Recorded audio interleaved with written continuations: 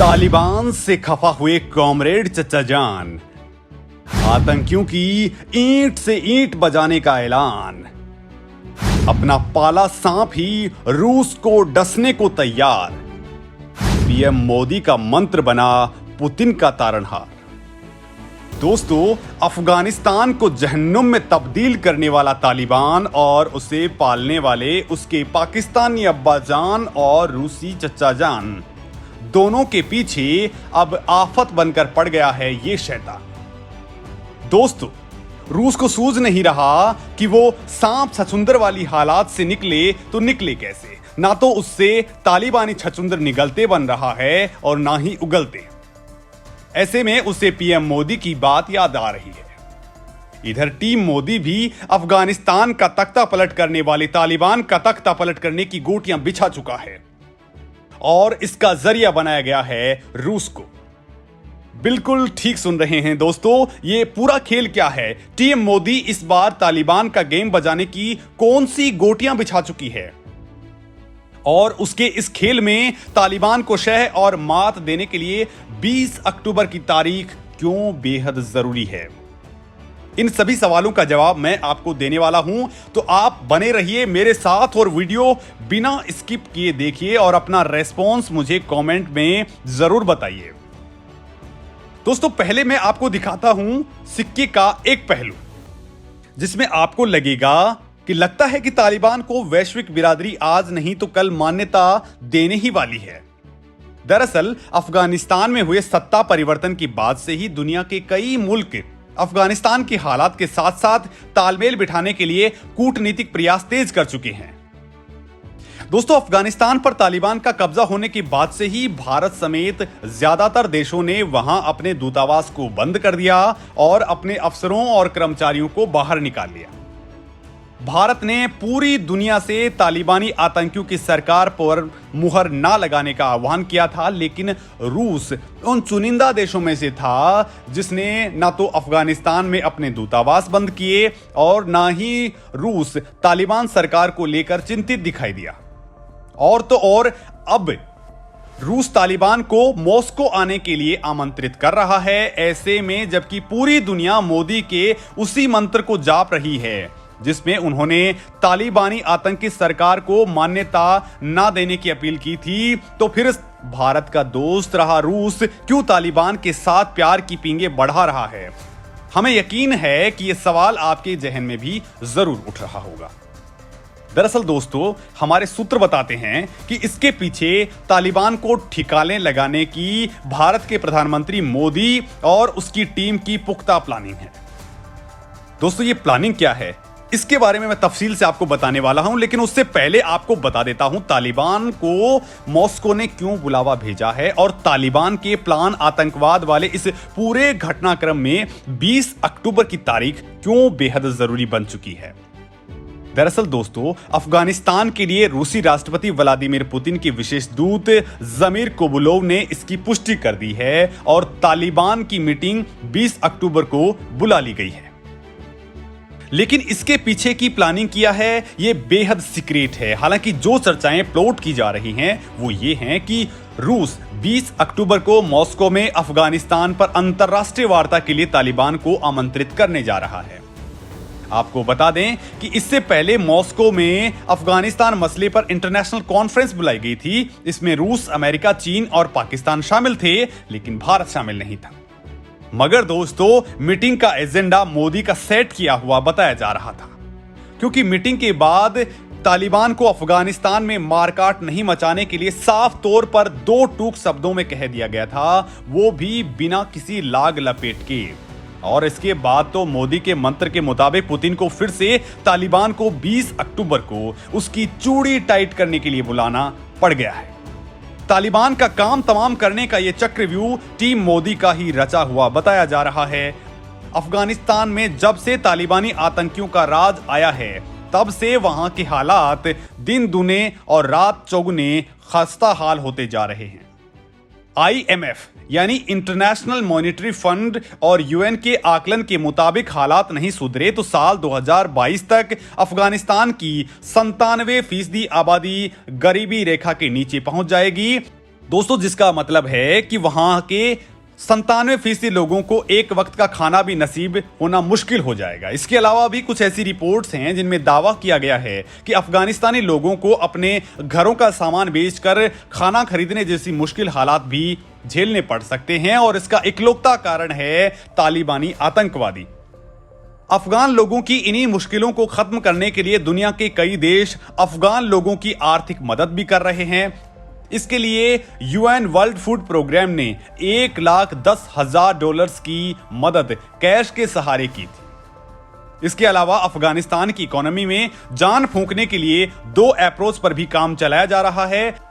पहले प्लान के हिसाब से वर्ल्ड फूड प्रोग्राम कैश को सीधा लोगों तक पहुंचाया जाएगा ताकि वो इस कैश से खाना खरीद सके।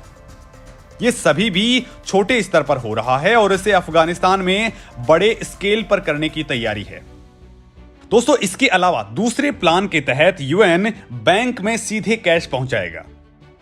पिछले कुछ हफ्तों में world bank, international monetary fund और यूएस सेंट्रल बैंक ने अफगानिस्तान के इंटरनेशनल फंड के एक्सेस को खत्म कर दिया है। इसके चलते इस देश में लोगों को काफी मुश्किलों का सामना करना पड़ रहा है। तालिबान को प्रश्रय देकर पाकिस्तान, चीन और रूस तालिबान नाम के इस घाव को नासूर बनाने पर आमादा हैं। इसी से नाराज संयुक्त राष्ट्र के एक टॉप ऑफिशियल ने रूस को सख्त अल्टीमेटम दे दिया था। अफगानिस्तान में मानवीय संकट लगातार बढ़ने के बावजूद तालिबानियों के लिए सॉफ्ट कॉर्नर रखने वाले रूस से पूछा गया था कि क्या रूस अफगानिस्तान को मदद भी मुहैया कराएगा या फिर तालिबान ही उसकी गुडी बेबी बना रहेगा। यूएन से लताड़ और सिर पर चढ़कर तांडव करने पर आमादा तालिबान की हरकतें देखने के बाद रूस अब मोदी के प्लान पर चलने पर मजबूर है और 20 अक्टूबर को तालिबान को मीटिंग टेबल पर राइट करने के लिए तलब कर लिया गया है। हालात और ना बिगड़े, लिहाजा इस बार भारत भी फेस टू फेस मौजूद रहेगा। बड़ी बात यह है दोस्तों, और इसे आप भारत की बड़ी जीत के तौर पर भी देख सकते हैं कि इस बार तालिबान को लताड़ने के लिए खुद टीम मोदी वहां पर मौजूद रहेगी। इससे पहले बड़ी खबरें भी थी कि पूरे घटनाक्रम के पीछे team Modi behind the curtain रहते हुए काम कर रही थी। दोस्तों, रूस इसलिए भी और भी ज्यादा टेंशन में है क्योंकि तालिबान नाम के इस राक्षस ने जल्लाद सुसाइड बॉम्बर्स की पूरी फौज खड़ी कर दी है और उसे तैनात किया है ताजिकिस्तान के बॉर्डर पर, जहां से ये घुसपैठ करके ताजिकिस्तान और कभी भी रूस तक भी पहुंच सकते हैं। रूस इस सब घटनाक्रम से सख्ते में है। तालिबान को अब तक शह देते आए रूस ने अब चेतावनी दे डाली है। रूस ने कहा है कि अगर अफगानिस्तान से ताजिकिस्तान में घुसपैठ हुई तो वो हर कीमत पर रक्षा करेगा। आप ये सोच रहे होंगे कि आखिर ताजिकिस्तान में तालिबान की घुसपैठ से रूस क्यों परेशान है, तो इसका जवाब ये है कि कजाकिस्तान, किर्गिस्तान और ताजिकिस्तान समेत कई पूर्व यूरोपीय संघ से जुड़े देश रूस के नेतृत्व वाले कलेक्टिव सिक्योरिटी ट्रीटी ऑर्गेनाइजेशन के सदस्य हैं। अगर यहां पर सुरक्षा का संकट मंडराता है तो रूस को दखल देना पड़ता है। लिहाजा रूस ने अपने सैन्य अड्डे को मजबूत करने के लिए 17 इन्फेंट्री फाइटिंग व्हीकल को ताजिकिस्तान में तैनात कर दिया है। BMP-2 इन्फेंट्री फाइटिंग व्हीकल भी पहली बैच को कुछ दिनों पहले ही रूसी वायुसेना के ट्रांसपोर्ट विमानों की मदद से दुशांबे पहुंचाया गया है और किसी भी आपात स्थिति को संभालने के लिए अफगान ताजिक सीमा बॉर्डर पर रूसी टैंक पहले से ही तैनात है। दोस्तों, ताजिकिस्तान की अफगानिस्तान से जुड़ी सीमा करीब 1344 किलोमीटर की है।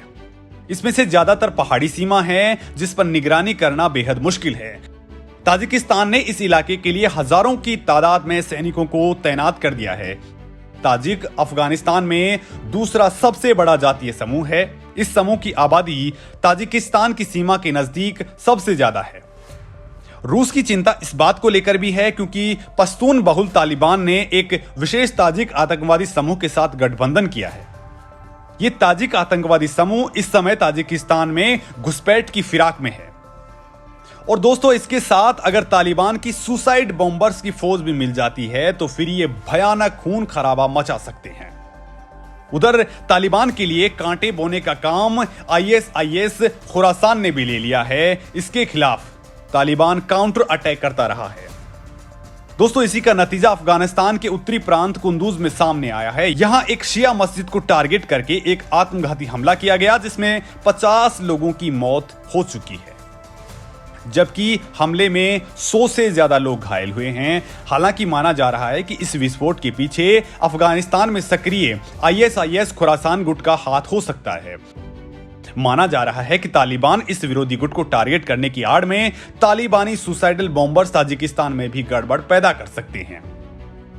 दरअसल दोस्तों ताजिकिस्तान शुरू से ही पंजशीर का समर्थन करता आया है। अफगानिस्तान के कई नेता और पंजशीर के कमांडर्स ताजिकिस्तान में ही शरण ले चुके हैं और तालिबान इसी से बेहद नाराज है और वो अब बदला लेने के लिए अपने चचा जान यानी कॉमरेड रूस को भी नहीं सुन रहा है। ऐसे में दोस्तों अब रूस भी तालिबान को ठोकने के लिए मोदी की ही लाइन पर आ चुका है और अब दुनिया की निगाह 20 अक्टूबर की मीटिंग पर है, क्योंकि दोस्तों ये सारी की सारी प्लानिंग भारत के छत्र छाया में ही चल रही हैं और इस बार तालिबान को ठोकने के लिए मोदी की रणनीति भी तैयार है और उसके लोग भी तैयार हैं।